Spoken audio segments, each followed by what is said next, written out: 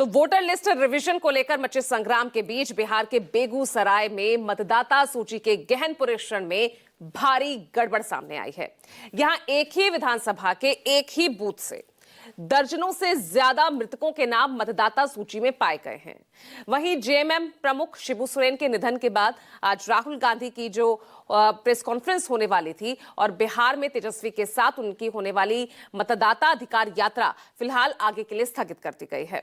यानी चुनाव आयोग पर जो बम राहुल आज फोड़ने वाले थे वो अब शुक्रवार को फोड़ेंगे या नहीं, ये देखना होगा। ऐसे में सवाल वहीं तमाम उठते नजर आएंगे। शुक्रवार को एटम बम राहुल बिहार में दिखाएंगे दम। आज इसी मुद्दे पर हम चर्चा करेंगे। साथ ही बात होगी बिहार की, क्योंकि बिहार में एसआईआर के मुद्दे पर पहले ही संग्राम जारी था और अब जो गड़बड़ी की खबरें सामने आ रही है, तो क्या बिहार में मुर्दे वोट डालेंगे? आयोग ठीक करेगा वोटर लिस्ट? तो ये आज चर्चा का बड़ा विषय रहेगा और इसी पर हम चर्चा करेंगे और समझेंगे वहां की राजनीति अब किस ओर जाती नजर आएगी। एसआईआर ये कितना बड़ा मुद्दा हो सकता है, वो भी तब जब इस तरह से इसमें भारी गड़बड़ियों की खबरें सामने आ रही है। अब एसआईआर पर मचे बवाल पर क्या प्रतिक्रियाएं सामने आई है, पहले वो सुनिए, फिर आगे बढ़ते हैं। चल रहा है मोदी जी, वोटर लिस्ट से नाम कटता, वोटर लिस्ट में सुनिश्चित कीजिएगा कि आपका वोटर लिस्ट में नाम हो। वोटर लिस्ट से नाम कट जाए तो इस सरकार ना पेंशन देगा ना राशन देगा। ये पूरा लोगों का षड्यंत्र है। जो बाबा साहब ने जो संविधान में, लोकतंत्र में हम सब लोगों को वोट का ताकत दिया है, वोट का ताकत है कि प्रधानमंत्री को भी आपके आगे झुकना पड़ता है।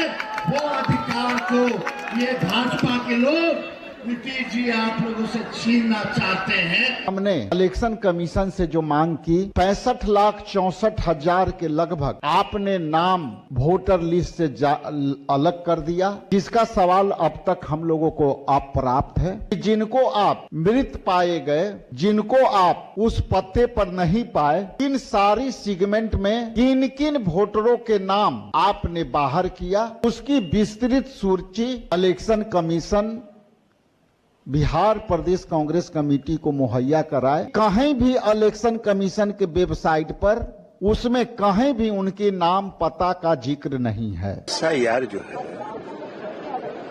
जो प्रोटेस्ट कर रहे हैं वो फर्जीवाड़ा चाहते हैं चुनाव में, और चुनाव आयोग का जो फैसला है वो एकदम सही है फैसला, इसलिए कि संविधान के अनुकूल है।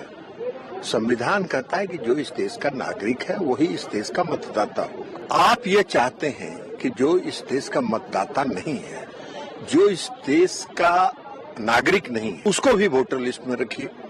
ये कहाँ होता है? कौन सा देश में होता है? ये राहुल गांधी, तेजस्वी यादव ये केवल भ्रम फैलाते हैं झूठ बोल करके। एसआईआर पर झूठ बोलते बोलते अपने वोटर पर भी झूठ बोलने का काम किया। ये एक ऐसा संवैधानिक संस्थान है, इसको भी ये कभी नहीं बख्शा। गाली देने का काम, क्या क्या नहीं कहा। तो वो संस्थान तो आखिर अपना कानूनी कार्रवाई करेगा। रिवीजन की जरूरत थी और उसी को आज अपनाया जा रहा है, पर आज जब उस इंटेंसिव रिवीजन को अपनाया जाता है तो विपक्ष फिर से भ्रमित करने का काम करता है कि भाई वोटर लिस्ट के साथ हम लोग छेड़छाड़ कर रहे हैं, बल्कि इस प्रक्रिया को सेम उसी रूप में अपनाया जा रहा है जिस रूप में इससे पहले में। हकीकत ये है, विपक्ष ने एक नए राजनीति का तरीका ढूंढ लिया है। आजकल ये लोग हर विषय को लेकर जनता को भ्रमित करने का कार्य करते हैं। तेजस्वी यादव के पास 2 वोटर आईडी हो या 4 हो, ये तेजस्वी यादव और चुनाव आयोग के बीच का मामला है। चुनाव आयोग उसका संज्ञान लेगा। तेजस्वी यादव बता रहे हैं कि उनके पास एक भी नहीं है, उनका नाम कट गया है। जनता को इससे कोई लेना देना नहीं है। जनता तो ये जानना चाह रही है कि भाई हमारे बच्चों के लिए पढ़ाई कब होगा, बिहार के बच्चों का पलायन कब रुकेगा। अब डोमिसाइल बदलने से, अब बिहार में डोमिसाइल लागू करने से, बुजुर्गों को 500 रुपया बढ़ाने से जनता भ्रम में आने वाली नहीं है। जनता ने तय कर लिया है, लालू नीतीश को हटाना निश्चित है।